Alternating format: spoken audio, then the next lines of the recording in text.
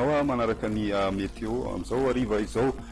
ny hafanana aloha zany saika nanamarika ny androtsika toetrandrotsika teto Madagascar nandreny telo andro zay fa anatin'ny telo andro avy kosa dia efa ahitana fidinana tsikelikely zay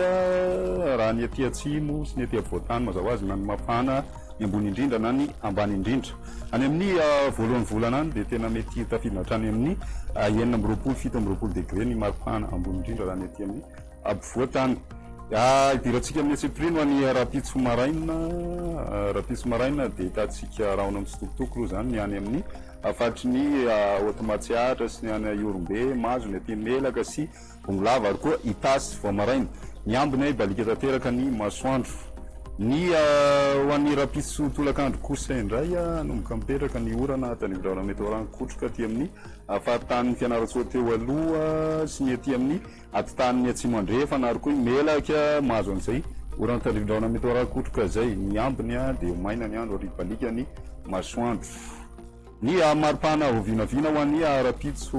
maraina dia 13 degré ny any avakina karatrany 18-20 ny tia nalamanga sy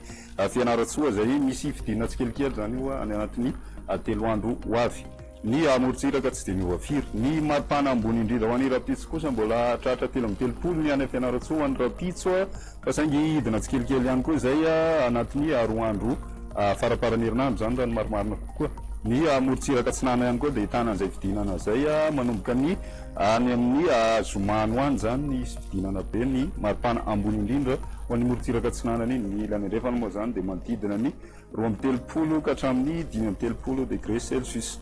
amin'ireo tanàn-dehibe ivelany kosa indray andrahona tanteraka ny andro Paris sy Nairobi balika masoandro ana Johannesburg amin'ireo misy rahavavy manodidina ny Madagascar balika masoandro any Mayotte, Maurice, Comores, La Réunion hitantsika orana tanividraona mety orankotroka kosa ny any Seychelles izay indray no mahasaka azona rotso manasanao hatrany anaraka ny meteo velomatra